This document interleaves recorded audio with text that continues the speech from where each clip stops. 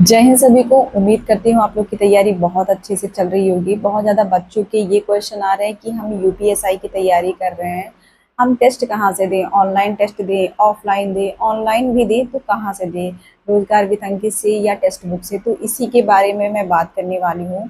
अगर मैं अपनी बात करूँ कि मैंने टेस्ट कहाँ से दिया था, मैंने ऑनलाइन टेस्ट दिया था कि ऑफलाइन। देखिए, हम लोग का जो एग्ज़ाम हुआ था 2021 का, जो एग्ज़ाम हुआ था यूपीएसआई का, वो ऑनलाइन हुआ था। तो मैंने उसी हिसाब से डिसाइड कर लिया था कि पेपर अगर ऑनलाइन होगा तो मैं ऑनलाइन टेस्ट ज़्यादा दूंगी, अगर ऑफलाइन होगा तो ऑफलाइन दूंगी। क्योंकि जब हम उसी हिसाब से अगर टेस्ट देते रहेंगे तो हमारी अच्छी आदत बन जाती है टेस्ट को सही से कंप्लीट करने की। इससे एग्ज़ाम में हमें घबराहट नहीं होती और हमारा सिलेक्शन होने का जो चांस है वो ज़्यादा रहता है। तो मैंने उसी हिसाब से ऑनलाइन टेस्ट ज़्यादा दिया था।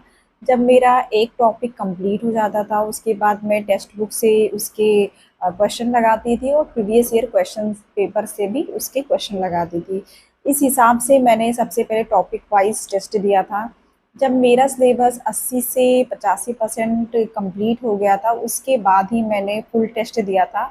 हाँ, फुल टेस्ट मैंने स्टार्टिंग में तैयारी शुरू होने के पहले मैंने एक दो टेस्ट दिया था, तब मेरे नंबर बहुत कम आ रहे थे, मेरे बहुत कम क्वेश्चन 60-70 क्वेश्चन ही सही जा रहे थे। जब मैंने तैयारी अपनी कंप्लीट कर ली उसके बाद जब मैं टेस्ट देती थी, जब मेरा सिलेबस 80 से 90% कंप्लीट हो गया था, तब मैं जब टेस्ट देती थी तो मेरे 118 120 क्वेश्चन या कभी कभी 115 भी जाते थे। तो इस हिसाब से मेरे क्वेश्चन सही जाते थे। अगर मैं टेक्स्ट बुक पे देती थी तो मेरे ज़्यादा क्वेश्चन सही जाते थे, क्योंकि टेक्स्ट बुक के जो टेस्ट थे थोड़े से इजी थे।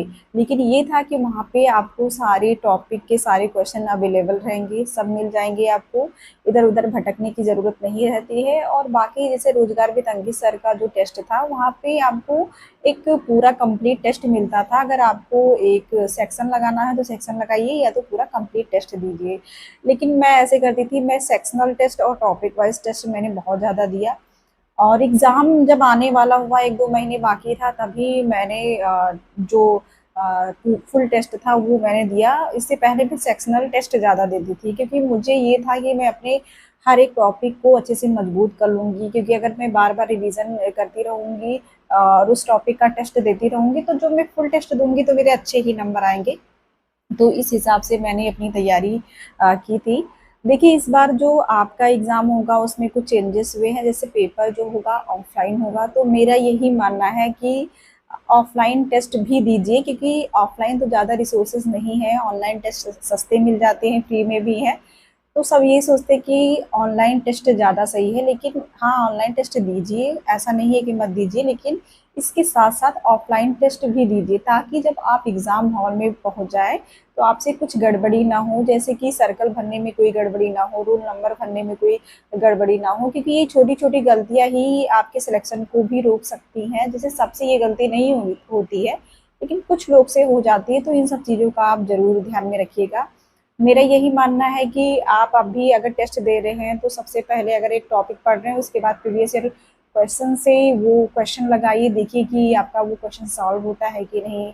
उसके बाद आपके पास अगर टेक्स्ट बुक का सब्सक्रिप्शन है तो वहाँ से लगाइए, वहाँ पे आपको सारे टॉपिक के क्वेश्चन मिल जाएंगे, चाहे हिंदी, मैथ, रीजनिंग, जीएस, सारे टॉपिक के क्वेश्चन मिल जाएंगे, वहाँ से लगाइए।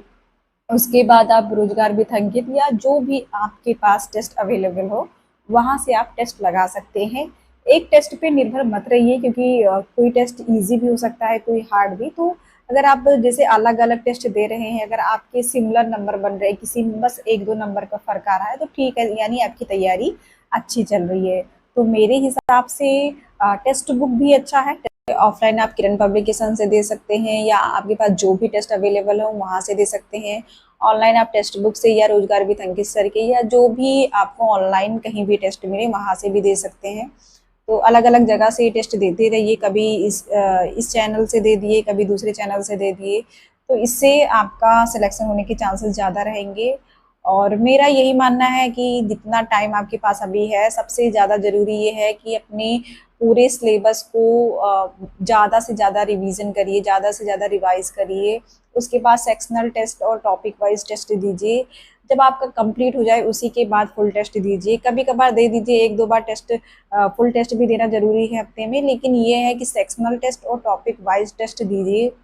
जितना आपका सिलेबस कंप्लीट होगा, जितना आप रिवीजन करेंगे, उतना ही आपका जो है टेस्ट या आपका एग्ज़ाम बहुत अच्छे से होगा। बाकी पढ़ते रहिए, रिवीजन करते